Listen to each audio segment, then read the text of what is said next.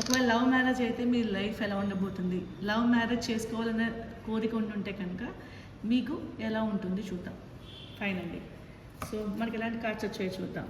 Okay, we have 8 of Pentacles, dedicated and cultivated love.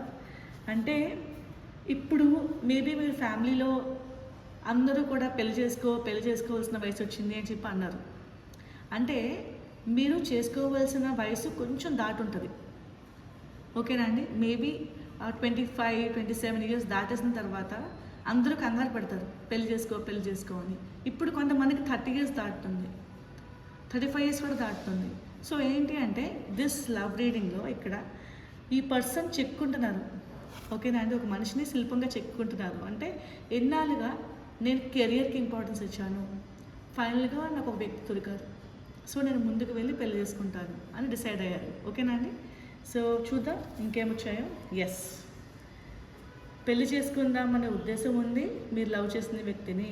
Your right. Next ace of cups. ఇక్కడ ఎలా వచ్చిందంటే on set and welcome love. ఫైనల్గా మీరు మీ partner decide అయ్యారు, మనం welcome చేద్దాం. లవ్ ఇప్పుడు దాకా లవ్ చేసుకున్నాం కాబట్టి now it's time for us to get married. Okay, పూర్తిగా సెటిల్ అయ్యాం లైఫ్లో అనే భావన మీకు కలిగిందండి. అండ్ ఇది క్యూరియస్ అండ్ ఇన్స్పైరింగ్ లవ్. డెఫినెట్గా మీరు కొన్ని ఇయర్స్ ట్రావెల్ చేసి ఉంటారు. ఓకే, మేబీ చాలా లాంగ్ డిస్టెన్స్ లవ్ అయి ఉండొచ్చు, ఎన్నాళ్ళు సెపరేషన్ అయి ఉండొచ్చు, చాలా ఎడబాటు చూసి ఉంటారు. అట్ ద సేమ్ టైం మీరు ఇంకా ఎలా ఫీల్ అయి ఉంటారంటే అసలు ఇది లవ్ మ్యారేజ్కి దారి తీస్తుందా అనే క్వశ్చన్ మార్క్ కూడా మీకు వచ్చే ఉంటుంది. బట్ ఫైనల్గా మీకు ఫ్యూచర్ ఎలా ఉంది అంటే ఒకదానికి ఒకటి కనెక్ట్ చేసుకుంటూ వెళ్తే ఎస్, మీ లవ్ మ్యారేజ్ అవ్వే ఛాన్స్ ఉంది, మ్యారేజ్ అవ్వబోతుంది, because we have this card. Okay, so మీరు చాలా థింక్ చేశారండి. మ్యారేజ్ చేసుకోవాలంటే ఈ వ్యక్తిని మ్యారేజ్ చేసుకోవాలి, ఈ వ్యక్తి తప్ప నాకు ఎవరు వద్దు అనుకుని చాలా వెయిటింగ్ కూడా చేశారు మీరు. డెఫినెట్గా బయట వాళ్ళు మిమ్మల్ని చూసి ఇన్స్పైర్ కూడా అయ్యారు. అదే సెటిల్ అయ్యారా, కంగారు పడలేదురా, ఇప్పుడు పెళ్లి చేసుకోవాలనుకుంటున్నారు, వాట్ ఏ గ్రేట్ లవ్ అనే మేబీ మీ సర్కిల్లో మిమ్మల్ని చూసి మెచ్చుకునే ఛాన్స్ కూడా ఉందండి. ఎస్, అయితే temperance, balance and blissful love. So ఇక్కడ ఏంటంటే లవ్ కనిపిస్తుంది. సో డెఫినెట్గా మీకు ఎమోషనల్గా చాలా ఫుల్ఫిల్ ఉన్నారండి మీ అబ్బాయి కానీ అమ్మాయి కానీ మీ పార్ట్నర్. ఓకే, చాలా హ్యాపీగా ఉన్నారు. అండ్ ఇంకా ఒకరి గురించి ఒకరు బాగా తెలిసింది కాబట్టి కాన్ఫిడెంట్గా ఉన్నారు. ఎస్, ముందుకెళ్తే నాకు లైఫ్లో ఇబ్బందులు రావు. This person that I love is also my best friend. నాకు ఇంతకన్నా మంచి వ్యక్తి ఎవరు దొరుకుతారు? ఒకవేళ పేరెంట్స్ చూసినా ఇంతకన్నా మంచి వ్యక్తి రాదు.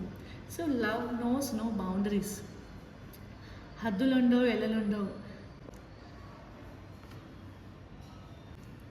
సో హద్దులు ఉండవండి, ఎల్లలు ఉండవండి. లవ్లో చాలా వరకు మీకు ఎలా ఉంటుంది అంటే relationships it can be anything. 2 states తెలుసు కదా మీకు, 2 స్టేట్ల మధ్యన ప్రేమ పుట్టచ్చు, 2 కంట్రీస్ మధ్యన ప్రేమ పుట్టచ్చు, 2 కులాల మధ్యన ప్రేమ పుట్టచ్చు. ఓకే, సో 2 రిలీజన్స్, మతాలు. సో మత, కుల, ప్రాంతాలకి అతీతంగా. అండ్ ఇప్పుడైతే ఏజ్ కూడా ఫ్యాక్టర్లోకి రావట్లేదు. సో కొంతమంది పెద్దవాళ్ళని, కొంతమంది చిన్నవాళ్ళని కూడా ఇష్టపడుతున్నారు. ఏంటి అంటే ఇది లవ్, ఇట్స్ అ ఫీలింగ్ అని అంటున్నారు. So probably it's a feeling అండి. అండ్ ఆ ఫీలింగ్ అందరితో వస్తే తప్పు, అందరితో కాకుండా ఒక్కరితో వస్తే ఒక్కరితోనే వస్తుంది. అండ్ దట్టు లైఫ్ టైం నుంచి మీరు డెస్టినీ ఆ వ్యక్తి అని అనిపిస్తే కనుక గ్రేట్. డెఫినెట్గా అది ప్యూర్ లవ్ కింద అర్థం అండి. So your balanced, blissful also. Yes అండి, ఇన్ఫాక్చుయేషన్ అండ్ అబ్సెస్డ్ లవ్. ఇంకా స్టిల్ దట్ స్పార్క్ మీలో అలాగ ఎలైవ్గా ఉంది, ఇంకా సజీవంగా ఉంది స్పార్క్. ఒకళ్ళంటే ఒకరికి ఇష్టం.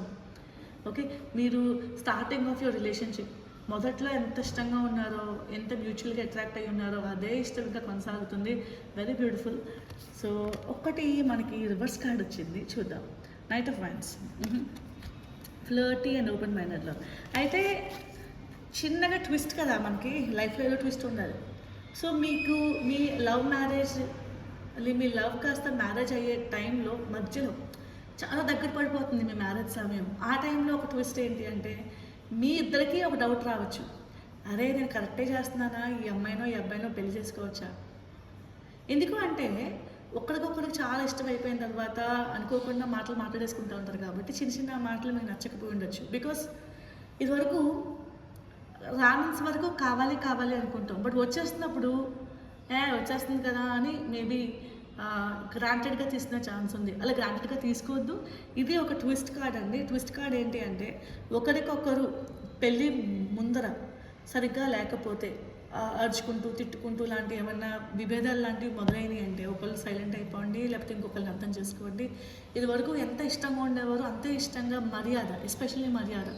మర్యాద లేదనుకోండి రిలేషన్‌షిప్ సర్వైవ్ అవ్వదు. మీ లవ్ ఇన్నాళ్ళు సర్వైవ్ అయ్యిందంటేనే డెఫినెట్‌గా మర్యాద అయి ఉండాలి.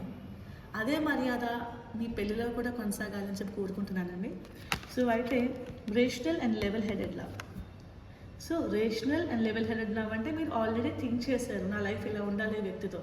ఇద్దరు కూడా థింక్ చేసి కూర్చుని మాట్లాడుకున్నారు అండ్ మీ ఇద్దరు పేరెంట్స్ని కూడా ఒప్పించారు. బికాస్ ఒప్పించారని చెప్పడానికి కారణం మళ్ళీ ఇదే. We have a signal here హైరోఫాంట్లో. సో ఈ పర్సన్ పెళ్లి చేస్తున్నారు. డెఫినెట్గా it's a success love story. But మీకు ఏమన్నా ఇన్ని మంచి కార్డ్స్ వచ్చినాయి కదండి, చూస్ చేసుకుని ఇంత ఇష్టపడి మీరు ముందుకు వెళ్తున్నారు. దయచేసి చిన్న చిన్న విభేదాలు ఏమైనా వస్తే మాత్రం అవి చిలికి చిలికి గాలివాన అవ్వకుండా చూసుకోండి. ఓకేనా? ఎస్, ఇంత ఇష్టంగా ఉన్నారు కదా, మీ ఇష్టాలనే గుర్తుపెట్టుకోండి. కష్టాలు వద్దు. కొంచెం ఇష్టం కొంచెం కష్టం లైఫ్లో సహజం. సో కష్టంగా ఉన్నా కూడా ఇష్టాలను తలుచుకుని మంచిగా ఉండండి. అండ్ మీరందరికీ కూడా ఒక గ్రేట్ సక్సెస్ లవ్ స్టోరీ అని చెప్పి చూపించాలి. Okay, and love is love అని చెప్పి చూపించాలి.